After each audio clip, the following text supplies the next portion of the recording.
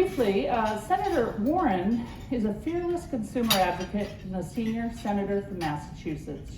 She's one of the nation's leading progressive voices, fighting for big structural change to transform our economy and rebuild the middle class. In her 13 years in the U.S. Senate, Senator Warren has used her platform to hold some of the nation's largest corporations and most powerful government agencies accountable for waste, fraud, and abuse. Senator Warren currently serves as a ranking member, the top Democrat on the U.S. Committee on Banking, Housing, and Urban Affairs. Senator Warren is recognized as one of the nation's top experts on bankruptcy and financial pressures facing the middle-class families. She is widely credited for the original thinking, the political courage, and the relentless persistence that led to the creation of the Consumer Financial Protection Bureau that has protected consumers from tricks and traps hidden in the mortgages, credits, cards, and other financial products for 15 years. The Boston Globe has called her a plain-spoken voice of the people, getting crushed by so many predatory lenders and under-regulated banks. As a law professor for more than 30 years, Senator Warren has taught courses on commercial law, contracts, and bankruptcy. She has written more than 100 articles, 11 books, including 4 national bestsellers. This fight is our fight, A Fighting Chance, The Two-Income Trap, and All You Worth. Senator Warren is a graduate of the University of Houston and Rutgers School of Law. She lives with her husband, Bruce Mann, in Cambridge with their golden retriever, and they have 3 grandchildren. Thank you, Senator. Come on up here. I know you want to give us a talk.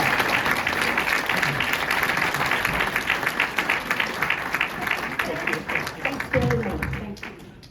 Thank you. Thank you. Thank you, Faith. It is good to be here at the Exchequer Club. You know, you understand how policy choices ripple through our financial system, our economy, and ultimately touch every American family. So I thought I'd begin today with just an assessment of our economy. You look at the headline numbers and the economy looks good. Stock market has hit record highs, inflation is down from its peak in 2022, and unemployment since 2022 has remained low. But these data gloss over the lived experience of tens of millions of Americans. And a deeper dive into the data uncovers cracks that should worry all of us. As America came out of the Great Depression and on through World War II and the late 1990s, GDP in this country continued to climb steadily, year over year over year. And American workers became a lot more productive, and they shared in that bounty from the poorest Americans to the richest Americans. Wages grew for everyone. Home ownership soared, people lived longer. America built a middle class that was the envy of the world. Today, it is a different story. In 2000, America accounted for a quarter of all manufacturing in the entire world, 25%. Today, we produce just 16% of global output. Critical industries and supply chains to support them have nearly disappeared. Consider semiconductors, those tiny chips that power everything from phones to cars to jet planes. In 1990, we made more than a third of the world's chips. Today, we make less than an eighth. For the world's most advanced chips, Taiwan now makes 92% of those chips. Consider medicine. We once made our own drugs and we exported them all around the world. Today, if you want to have a prescription filled at your local pharmacy, the chances are 9 out of 10 that the drug you swallow was made overseas. In fact, for roughly 100 critical drugs, including penicillin and amoxicillin, we rely on one single factory in China. Now, the so-called sophisticated view is that offshoring is a deal that we made for lower prices and rising standards of living in return. The real deal is that offshoring made Wall Street richer, broke our supply chains, and cost workers their good-paying jobs. America, a great country of invention and boundless energy, has outsourced even its most basic needs. And what has happened to the American worker? Well, GDP kept right on climbing. But starting in 1980, real wages flattened out. And over the next 4 years, the lowest paid workers saw their wages rise just 6.5%. 6.5% over 40 years. Meanwhile, income for the top earners jumped more than 40%. Now, a slight reversal occurred in the pandemic when the need for people to stock the grocery store shelves and make home deliveries shot up, and low-wage workers actually, for the first time in a long time, got some raises. But that momentum is fading. At the same time that wages flattened out, costs for families exploded. And sure, flat screen TVs are definitely cheaper. But since 1990, look at what happened to the big costs for families. Cost of housing is up 174%. Childcare is up 220%. And healthcare is up a whopping 270%. So, with wages flat and expenses skyrocketing, millions of families have turned to debt. And when I say they turn to debt, they turn to a lot of debt. Mortgages, car loans, credit cards, student loans, buy now, pay later. Over the last 10 years alone, total debt per household in this country has grown by more than 50%. Now, there are plenty of headlines about resilient consumer spending, but once again, the top line obscures a very troubling reality underneath. The wealthiest 10% now account for nearly half of all personal spending in the United States, up from just 43% just before the pandemic. Jeff Bezos may be spending $50 million on his wedding, but 90% of our country is experiencing an economy that just doesn't work for them. Long-term trend lines for the economic security of American families is bad. Donald Trump and the Republicans are quickly making it a lot worse. Now, recall that Donald Trump campaigned on lowering costs on day one. Those were his words. He would lower costs on day one. But Donald Trump and Republicans in Congress are actively making life more expensive for American families. First, trade. For years, I have argued that our trade policies have not worked for working people. But Trump has put the squeeze on American families on a whim. Millions of Americans should not have to pay more for a cup of coffee or a hamburger because Donald Trump wants to bail out some former Brazilian leader who tried to carry out a right-wing coup. U.S. trade policy should be harnessed to protect American families, not has-been dictators.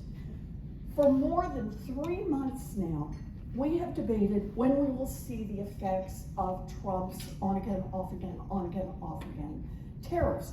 And yesterday's consumer price impact said, yesterday's consumer price index said that the impact is here and likely just beginning. Prices are climbing in some of the most tariff-impacted sectors, including electronics and household appliances. And because Trump is slapping tariffs on things that can't easily be produced in the United States, grocery inflation is now on the rise again. On-again, off-again tariffs have also given companies cover to jack up prices. Interesting story, the Richmond Fed President, Tom Barkin, recently told the Wall Street Journal that during a roundtable with business leaders in North Carolina, Barkin asked the companies, are they raising prices because of the impact of tariffs on their costs, or, quote, as air cover just to raise prices? In other words, just because you talk about tariff, you get to raise your prices. One CEO responded, it's both, and I feel a little guilty about that. Now, Fed Chair Powell has also talked about the cost of chaos. I've said for years that I want the Fed to lower interest rates, and last month, Chair Powell said that the Fed would have cut interest rates back in February if it weren't for President Trump's chaotic tariff wars. In other words, for half a year, families have been paying more for interest on car loans and credit cards because of Donald Trump's economic chaos. Lower rates would also help bring down mortgage rates and encourage investment in new housing, but in part because Trump's tariffs give the Fed a reason not to act. Mortgage rates, as you all know, have remained stubbornly high, while Trump's tariffs drive up the cost of lumber, copper, and other building materials. Thanks to one man, Donald Trump, new housing construction today is at its lowest level in 5 years.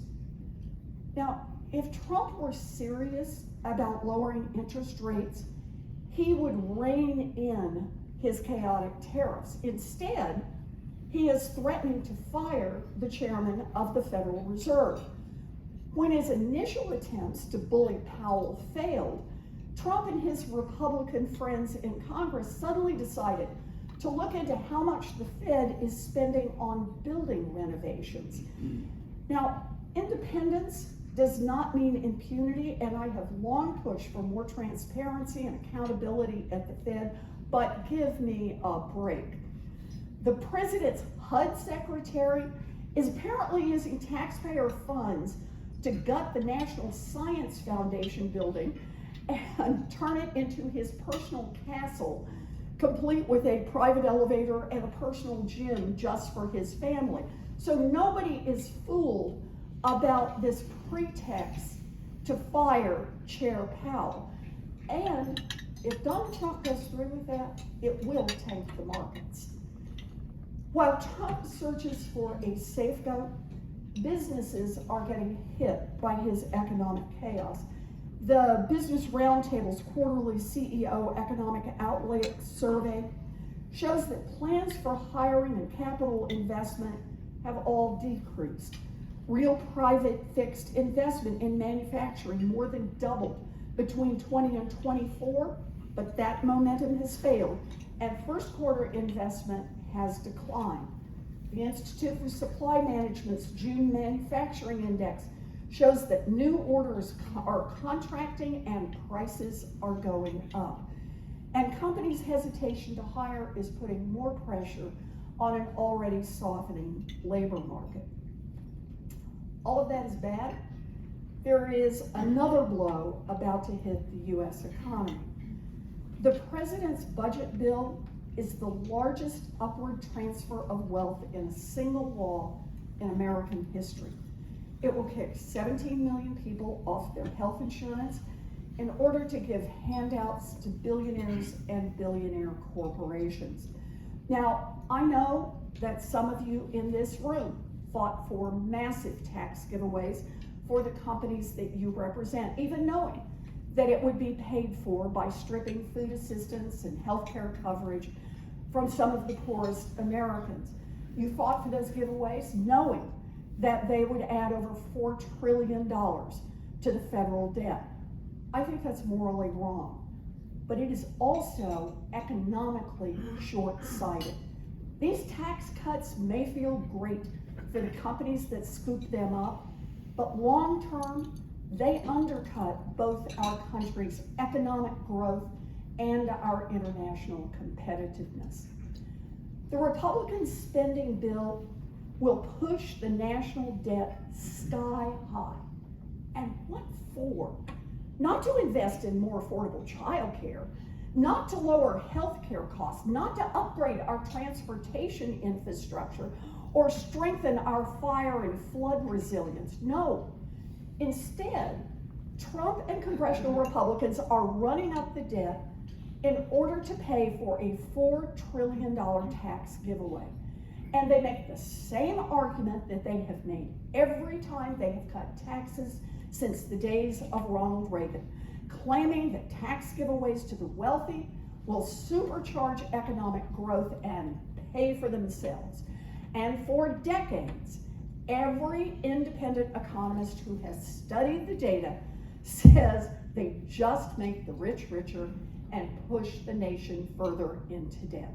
The very conservative-leaning Tax Foundation tells us that the latest Republican spending bill will increase the debt to GDP ratio by at least 9.3 points over the next 10 years. And there's one more economic blow coming our way: decreased financial regulation. The 2008 financial crisis was a catastrophe. 10 million people lost their homes, millions of people lost their jobs, their savings, their pensions, also that Wall Street could make some more money. Following that crash and the big bank bailout, Congress put new safeguards in place. And over the last 15 years, Republicans in Congress, with the help of some Democrats, have chipped away at those protections. In 2018, they weakened financial regulation, and just like clockwork, in 2023, the second, third, and fourth largest bank failures in American history happened. And now, with the Trump team firmly in charge, and the bank watchdogs have become toothless lapdogs. Look at Wells Fargo. In the past 8 months, Wells Fargo has been caught in a major scheme to cheat its customers, a scam to defraud its investors, and as an active participant in a money laundering deal. After 7 years of headline-grabbing scandals, it seems to me it's time to admit that Wells can't or won't comply with the law and just break them up. Instead, last month, the Fed weakened oversight over Wells and gave them the all clear to do whatever they want. Look, the big banks understand which way the wind is blowing. The Fed recently announced the results of its newly watered down 2025 stress test, and big banks celebrated. They celebrated by immediately reducing their financial reserves and pushing more money out the door through massive increases in stock buybacks and in dividends. And next year, the Fed will give the banks another boost by providing the answers to the test in advance so the banks can adjust their balance sheets to hide any weak spots. The Fed is even hosting a conference next week where the big banks will be delivering presentations on the best ways to skirt the rules that remain. Another big gift to the financial institutions is letting them cheat customers. Following the 2008 crash, Congress created the Consumer Financial Protection Bureau. Woohoo! It has now returned more than $21 billion directly to over 200 million Americans who got cheated by big banks and giant corporations. And I'm sure none of you are surprised to learn we are engaged in hand-to-hand combat to try to protect the agency. But Team Trump is doing everything it can to open the doors wide to consumer fraud. And into this dangerous stew, Donald Trump and the Republicans are tossing one more economic grenade. They, with the help of many Democrats, are jamming through industry-designed cryptocurrency bills that will produce billions of dollars personally for the president and his family.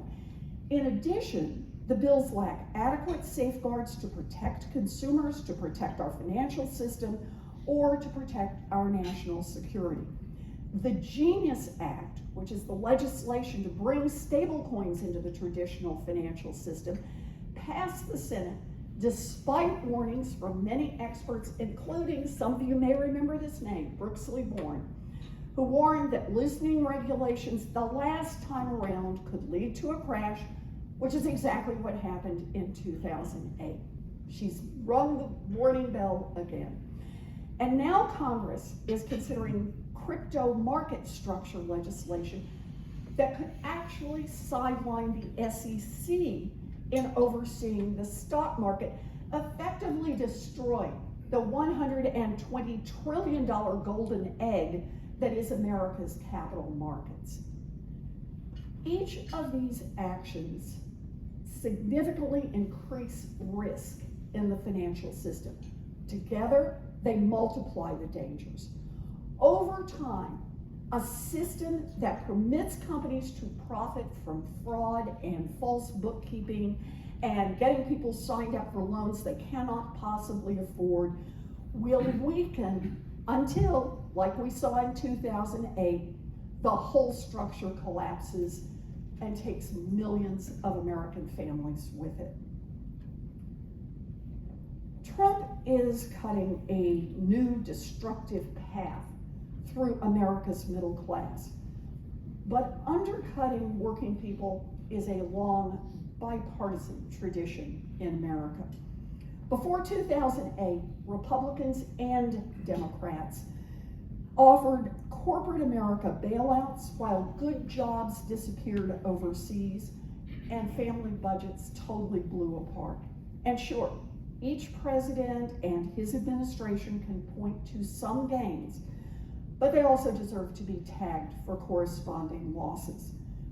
In election after election, the American people have told Washington to unrig the economy and make life more affordable, and neither party has delivered. The erosion of middle class stability is stark.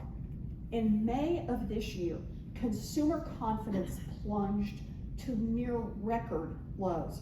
Credit card and auto loan delinquencies are hovering near levels not seen since the years following the 2008 crash. And as they get deeper and deeper into debt, millions of working people are turning to high-risk, high-cost debt just to make it to the end of the month. The data are grim, but there is one ray of sunshine. The path for making this economy work better for working people is within our grasp. We can adopt a bold affordability agenda that would actually bring down costs for families. And here are some places to start. Tariffs. Stop the chaos. Invest in production here at home with a 1-2 punch of domestic support and careful use of targeted tariffs. We could use them to build resilient supply chains and to create good jobs while we reduce our dependence on China and on other countries. 2, support the financial cops on the beat. Prevent taxpayer bailouts by strengthening oversight and capital standards for big banks.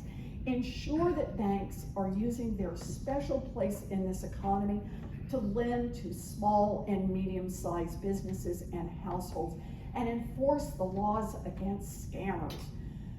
Promote robust, strong markets. Look, I believe in markets. They can create massive opportunities. They can make us richer. But markets without rules are theft. The government should not look the other way while corporations build their business models on cheating people and crushing small businesses. Real competition will result in better products, lower prices, and more resilient industries here at home. Those are things we need to do, but we also need to make real investments that bring down costs for families. And I just want to offer just a few examples. First, build more housing. America has a serious housing supply problem.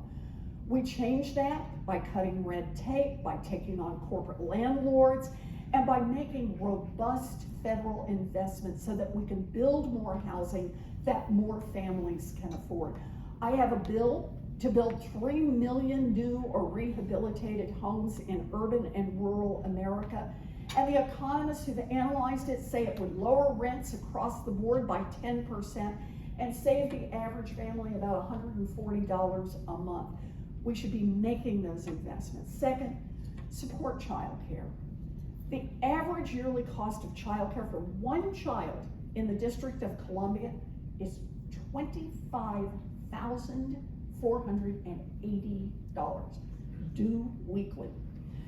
An estimated 3/5 of parents who are not working full-time say they would do so if they could find affordable childcare. Investing in affordable, high-quality childcare would let us lower costs for families and grow our labor force. And third, make investments in education and healthcare, giving people a chance to build better skills and stay healthier, and once again, the data show, be far more productive. And yes, these investments would cost money, but let's put that spending in perspective. The Republican tax bill that just passed gave Meta, one company, Meta, $15 billion check for work they did 3 years ago. Not more money to spur future investment, just a gift to Meta. $15 billion, one company. $15 billion is more than our federal government spends in an entire year to support childcare in America. Imagine if we invested $15 billion in childcare and early childhood education instead. That's an investment in our children and our future. It's lower costs for families, it's more parents going to work, and it's stronger economic growth. I make the same argument around housing. A bigger housing supply means more people ending 2-hour commutes. It means more people staying in their communities. It means more people buying their first homes. The data show that homeowners are more likely to start small businesses and to invest in their local communities, both of which translate into higher productivity and higher GDP. Same is true for healthcare and education. Studies show that people are more likely to find work and stay employed if they have access to affordable healthcare. They also show that increased educational attainment boosts productivity. In fact, educational gains were directly responsible for 20% of the productivity growth between 1950 and 2007. But the problems are pretty straightforward. Too many economic policies in Washington are short-sighted, shaped by the demand of the rich and powerful to help the rich and powerful. The American people have had enough. They may shift around on who they think will deliver change, but the demand for change is growing stronger. Before the 2008 financial crash, I rang the alarm bell as loud as I could. I'm ringing that bell again. The top line numbers about our economy seem fine, but a dive shows that 40+ years of policies aimed at enriching a handful at the top have opened cracks in a once solid foundation of America's middle class. And now, 6 months of the new Trump administration has sharply widened those cracks. And once again, the economic risks are bubbling up. If this president does not change course, the 1-2-3 punch of tariff chaos, deficit-busting tax giveaways, and financial deregulation will eventually blow up this economy and take down millions of American families with it. It doesn't have to be this way. Washington could put a stop to all of this. All we need is the will to relentlessly put American families first. Put good jobs ahead of corporate offshoring. Put investment in our children ahead of investment in Meta. And put following the rules ahead of higher dividends to shareholders. It would mean faster growth, it would mean stronger American industry, and it would mean good jobs, and most of all, an economy that most of America could afford. We can still get it right. We need to get it right before we run out of time. So thank you all for having me here.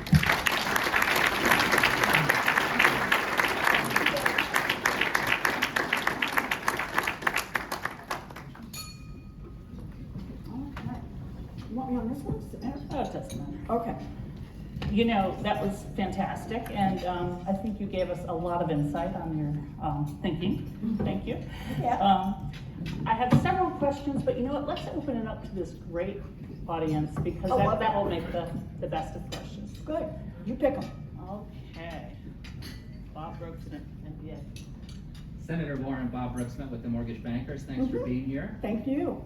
I'm asking you the hardest question because those were very weighty topics, and I'm going to go into something that you've helped our industry with, and just want to hear where you think getting trigger leads over the finish line come in the Senate's action. You know, they passed it and the House put a little study on, and do you have any insight on when that might be signed into law so consumers can be helped? No. I love it. As you know, I want to help, but this has been a staggering 6 months in Congress, and as soon as you think, okay, after this, now things are going to calm down, it's after this, the next round of chaos is even bigger than the one that preceded it.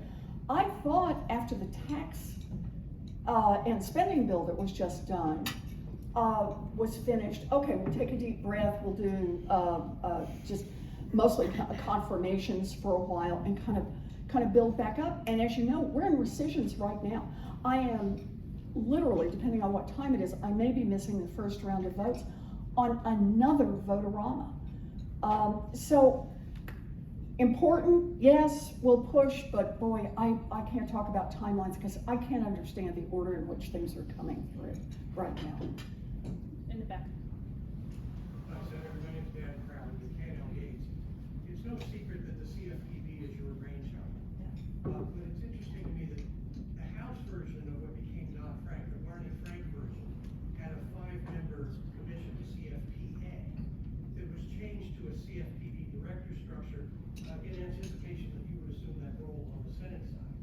Now that we've seen several different changes in administration, and what can happen when that director has a fundamentally different political ideology and the whipsawing of industry in that process, would you now support creation of a 5-member agency in which the party out of power at least has 2 seats to have an informed debate? No. No, and I'll tell you why, actually. Barney and I talked about this a lot. And I actually went out and studied all of the agencies to see what they had done. And the question you really have to address is, do you want an agency that's nimble, or do you want an agency that's slow? And the more people you've got running it, the slower it gets. I will also add to that, the protection of the 3-2 is a protection of a bygone era. It should be right up there with reruns of Leave It to Beaver. Because right now, I'm not saying it's right, I'm just describing the reality. The Trump administration has fired all the Democrats on all of the 3-2s or the 2-1s, right? And now we're in a circumstance, for example, with the NLRA. They don't even have a quorum, so they can't do their work. So I think the faith that we posed in that was not well placed as times evolved. The one more point I would make because I feel this way about all of the agencies. I actually like the idea that there's one person in charge and held accountable, and the president in general, I'll say this for CFPB because this is the law, the president can get rid of that person. But it also means, it means both halves. It means it's responsive in good times, it's responsive in what I would call bad times. That's okay with me. But remember, it's trying to deal with an industry that moves on a dime. And having 5 people who want to, when is it we could schedule a meeting, right?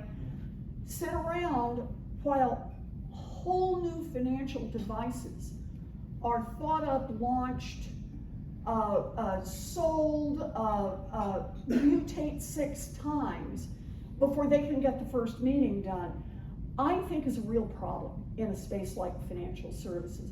Space like mortgages, you've got a little more steadiness in what the products look like over time and a lot more constriction about how much innovation. But in an area that can create anything and a lot of people can get cheated before you bring it down, and you knock out good competitors. So I think it's good to have a nimble agency. Maybe I'll follow up on Please. that one, just because what do you think the future of the CFPB is, given the budget cuts, given the attempt to let go of 1,500 people? So the Republicans have tried to kill the agency since before it was born. I mean, this is literally I still remember 6 months before Dodd-Frank passed in January of 2010, picking up the New York Times, and the chief lobbyist for the bank said that this consumer agency, it didn't have the name yet, will never make it into law. And they've been after it. They introduce bills to get rid of CFPB by the dozens every year over in the House. They don't do it so much in the Senate, but they do it over in the House. But 2 things have changed, I think, over time. One is a lot of the parts of the credit industry have said, wait a minute, having a cop on the beat kind of helps everybody. And I want to say a big shout out to the Mortgage Bankers Association, who actually stood up and said that to the United States Supreme Court. We are better off to have one agency that has the expertise, writes the rules, and lets us continue to give mortgages every day and know that those are compliant mortgages that we won't get sued on. And that there really are benefits. The question we should be asking ourselves is, why are these guys so hell-bent on tearing it down? It's not the NBA that's out there arguing against it. Pretty much the credit card issuers have adjusted. That's my sense.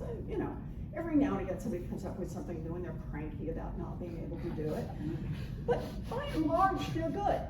There are a few folks who come up with new products and they don't like the idea that there's regulation, although we remind them better to do it at the federal level than trying to figure it out at 51 state AGs. Here's my own view of what's happened with the CFPB. The CFPB is the living, breathing proof you can make government work.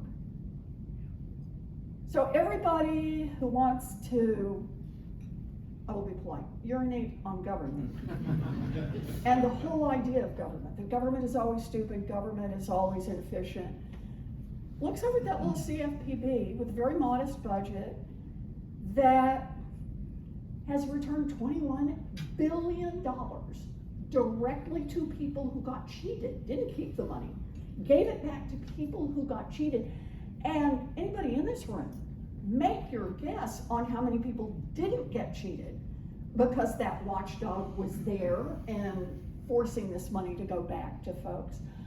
So my own view is that the Republicans who really hate it because it works, and hate it because it is the embodiment of how government can work with business and with consumers, make the pieces work, beat the cheaters pretty much out of the system, and take those benefits of market transactions and help them lift up our strong middle class, help them innovate, help them get those new businesses in and those small banks that are in there making stuff happen. And that is the real problem. And so they're still trying to take that baby down. Thank Thank you. We have one more question because I know the senator has to leave. Hi, Senator. Stephen Bradford, Investment Company Institute. Put me down as one of the Republicans who thinks that the two-income trap was great. Thank you. For Thank you. attention to the challenges that families face. We represent mutual funds and ETFs. We're pretty keen to see private markets access in 401ks. We think that mutual funds and ETFs are a pretty well-regulated way that we could do that. I know that you have some concerns. Is there a way that we could get access to for regular families into the private markets, since we don't have as many folks going public these days? Is there a way that you think we could do that? Would you think that, for example, a mutual fund, target date fund in a 401k, would that be acceptable to you? I'm just really keen to hear what you're thinking. So it's a great question, and the answer, like so many questions in the spaces we deal in, is the devil's in the details here, right? Let me just do it in big, blunt terms. There are two things that I'm worried about. I'm worried that crypto wants to get in, we know they do, wants to get into the 401k space, and I'm worried that private equity wants to get in.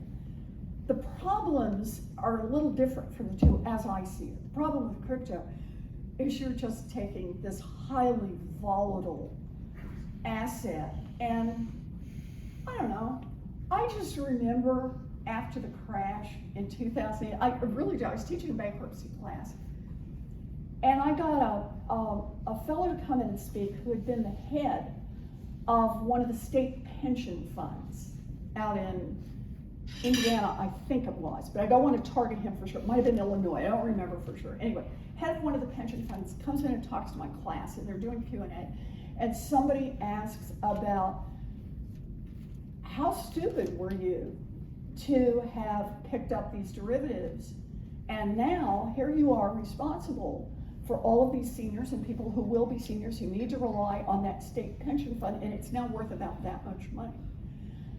And the guy stood there as he teared up and said, I wanted nothing more than to deliver for the people who count on their pensions, and my rate of return just wasn't quite high enough, and I was running the numbers, and I was thinking, are we going to have to trim back on what people in their 60s and 70s are getting, or am I going to have to tell 50-year-olds you're not going to get as much as you thought, because I can't figure out any other way to wring anything out of it. And along came these derivatives, and they were on home mortgages. Why, nothing's safer than a home mortgage. And the federal government in 2000 had given it the regulatory approval. And he said, so I just took a little and I sprinkled it across all of my pension funds, and I didn't realize it was poison. And I worry that good people who are trying to manage pension funds will see the glitter of, look at the run-up in growth. I'm picking crypto as the example. And everybody else is doing it. They did it over in Oklahoma, and they did it over in Kentucky, and I don't want ours to be the only pensioners who aren't getting this benefit. And they do just like the guy who stood in front of my class and cried over what it meant to have sprinkled this across his pension fund. So I am super conservative about, let's just make sure this stuff is safe. With private equity, where I get more itchy scratchy there, is just, I want more disclosure. I don't think it's crypto, but I want more disclosure. I want to be able to tell the difference between that one and that one and that one. And I can do that with stocks, right? Because you've got all these rules about disclosure and the SEC, but you don't have them as much. So the question is, are you willing to trade? Are you willing to give up more information? Are you maybe willing to give up some of those tax breaks that you're taking advantage of? Are you willing to give up and explain how much is coming in fees and what your real rates of return are in return for getting access to 401k money? Then I'm ready to talk. But I want you to understand where my concerns are. My concerns are for good people who are doing their best, and that they take the imprimatur of the federal government and say, oh, that means I'm doing the safe thing. If that's how people read it, then it is our responsibility to make sure that in fact it is the safe thing that they are doing. You bet. Thank you. Good Thank you, question. Senator Warren and Thank you. Clayton for drawing that.